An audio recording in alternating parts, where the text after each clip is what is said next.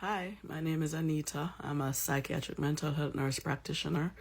I practice in Florida. I am not professionally dressed because this is not a professional situation. I just want to address the elephant in the room, talk a little bit about mental health and how we care for ourselves as women of faith. So, as women of faith or women in general, we carry a lot.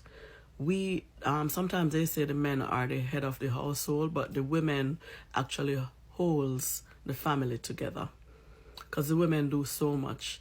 We carry so much responsibility and we ask for so little and we take so little for ourselves. So I'm going to encourage you today to try to take care of yourself, even though you're taking care of your families. Make it a point of put it on your to-do list and try to take care of yourself.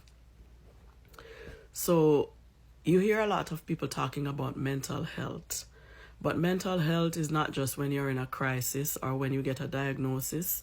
Mental health is your physical, your emotional, your psychological, and your spiritual well-being. It affects how you think, how you respond to stress, how you love yourself, how you love others, and how we see ourselves. And the truth is, as women, we are silently exhausted. We are suffering in silence, a lot of us. We remain strong on the outside. We perform in public, but in private, we are struggling. We are internally overwhelmed, anxious, discouraged, and emotionally drained. The Bible reminds us in Proverbs 4, verse 23, to guard your heart above all else, for it determines the course of your life. God cares deeply about the condition of your minds and hearts. Mental health is not separate from spirituality. The mind, body, and spirit are connected. When one suffers, the others are affected too. Sometimes we pray but neglect rest. Sometimes we serve everyone else while ignoring our own emotional wounds. Sometimes we confuse burnout with purpose. We might be taking on that extra shift, working extra hours, coming home tired, drained, and we think that this is our life. But sometimes it's not. There's more to life than just working, and performing for others.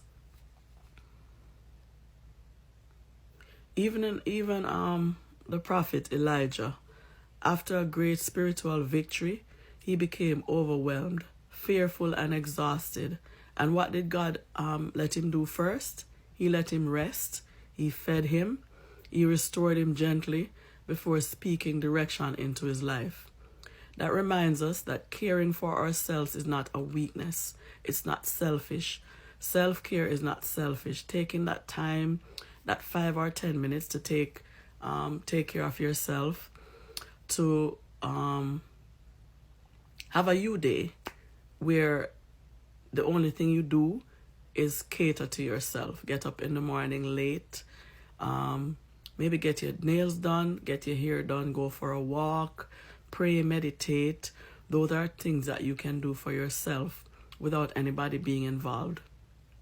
So we have to practice doing those things, because a lot of times we give to the family, we give to our friends, and when it comes time for us to give to ourselves, we say that we do not have time, but we actually have to make time for that.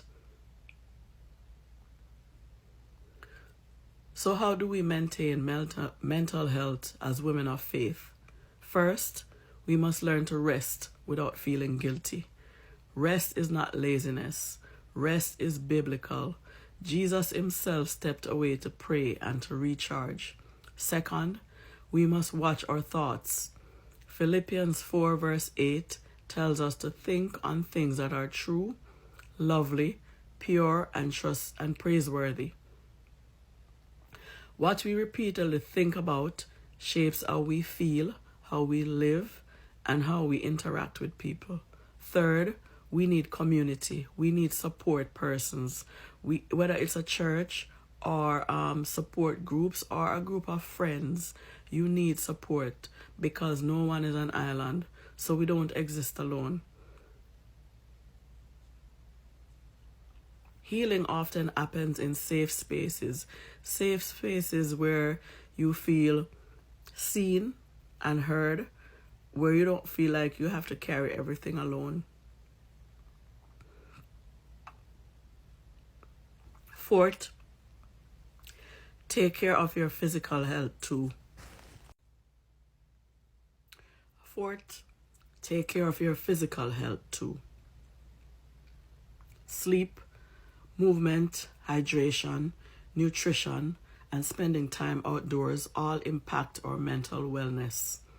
God created our bodies intentionally.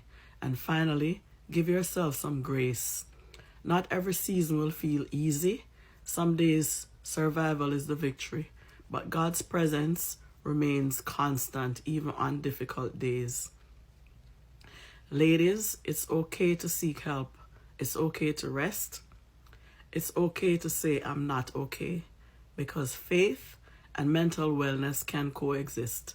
Prayer is powerful, and sometimes God also works through counseling, support, healthy boundaries, and self-care. I want every woman that's listening to this to remember this. You are more than what you produce, more than what you carry, more than the roles you fill for others. Your mind matters, your heart matters, and you matter to God. So take care of yourself. Thank you.